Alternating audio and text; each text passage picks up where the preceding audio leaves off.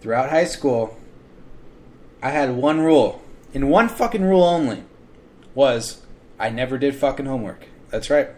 In high school, I never did fucking homework. That was my goal. And I never did. I never wanted to do homework. So I was able to complete everything without ever doing it. And that probably was a big reason for some of those D's. But I did a lot of stupid shit, a lot of dumb pranks, and maybe there was some substance abuse on my end, a lot. If I can go through high school, act like a complete ass, not even try, and somehow pass with like around a C plus average, how can you fucks not get a GED done? Or take one of those college, go to a community college and do whatever you can there to get something. I mean, it amazes me. Are people just getting dumber? Is there just no effort? I'm telling you, if I can fucking pass through high school on all that stuff I was on with no fucking care, I would ditch school often. There's a trick at my school. They would send for you, like, and I had the whole system on lockdown too, where my parents would work, right? And so by the time you got home, I think school got out at 2:30, and so the parents would work till 5 or 6. Well, guess what? If you didn't show to school or if you missed a class, they'd call your home, right? So guess what? I got home, I think, must have been like 3 or something. And they got home at 6. Well, how are they going to know that I missed school? Answer, they never did.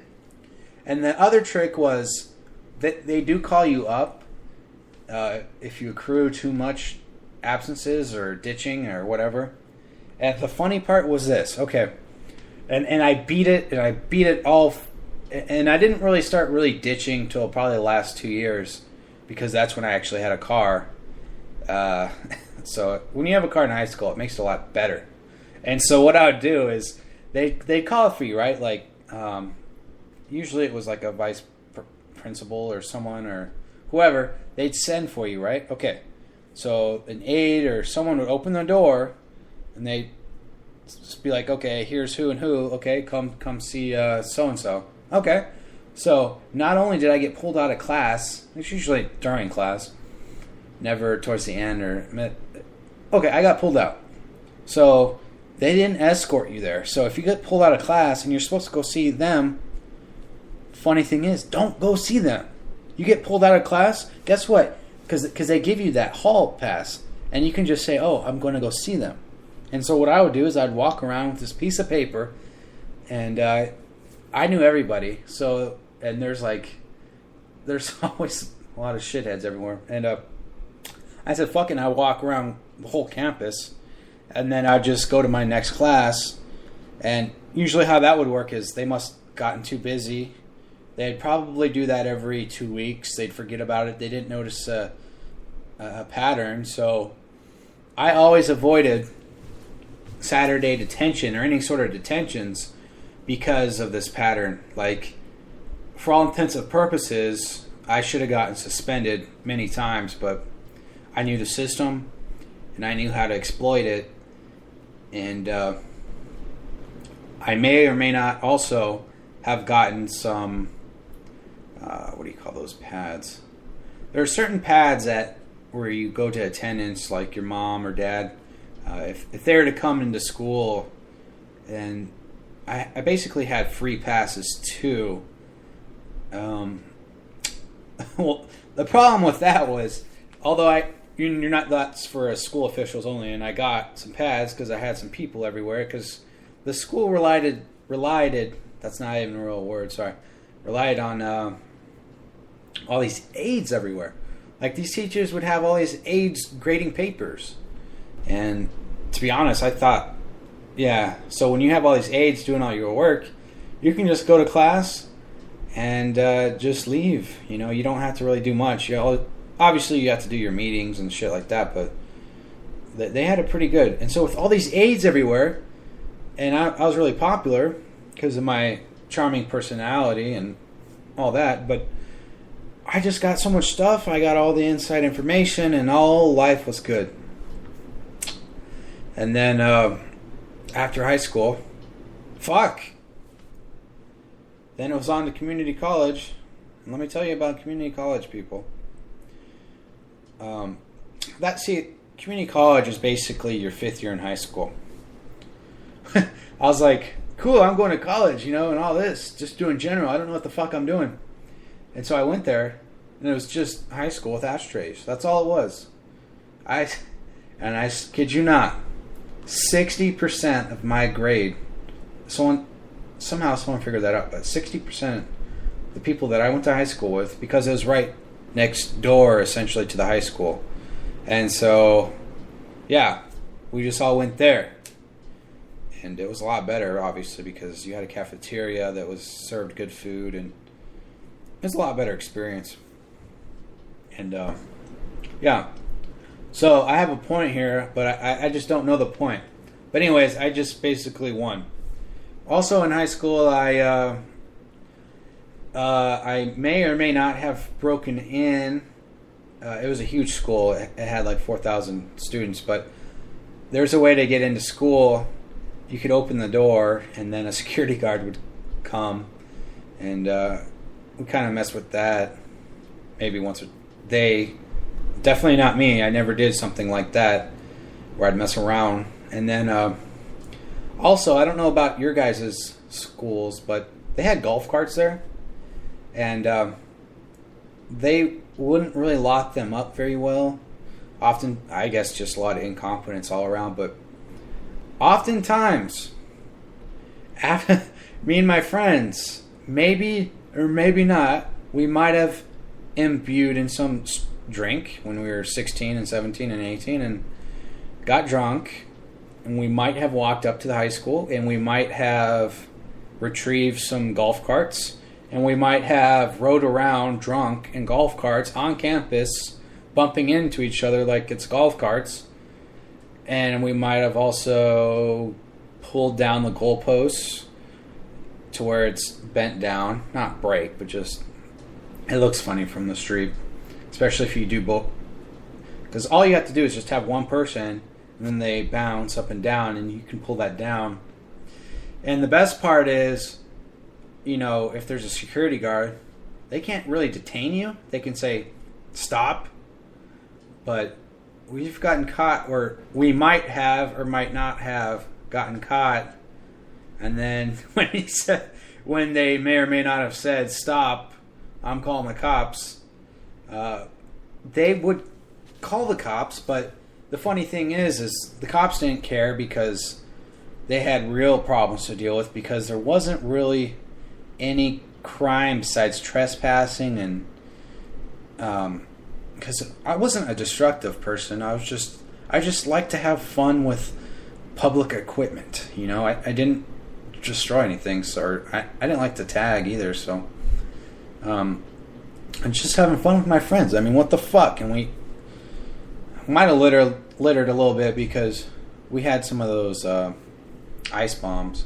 You make with dry ice with 2 liters. If you don't know how to make those, just YouTube them. They're fun, especially when you're drunk. And wow.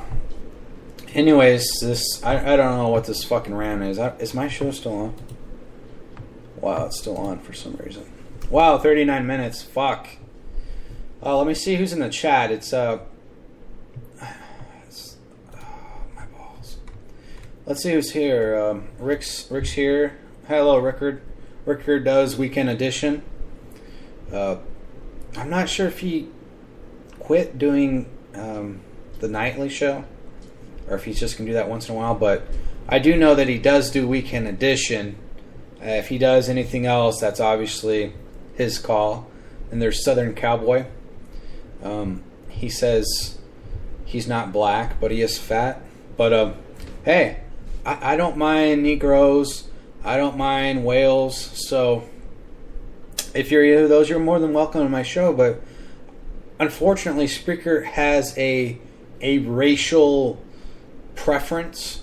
If you're white, it seems to be a lot easier for you here, Because if you're looking up and down these shows, they keep all the brown people at the bottom. Have you ever noticed that about Spreaker? Like all the foreign shows, it's at the very bottom, away from all the real people. I think Spreaker does because it is a Guido-run network. And I guess that could be for the better in terms of free speech, that unlike BTR, which, they're on top of everything, that you couldn't really have... It doesn't seem like you could have had as much fun because, all that effort you could have went to a show just got deleted, poof. And the worst part about something like BTR is if you're putting $40 a month and you don't get a warning and your shit's all gone, I'd be fucking pissed.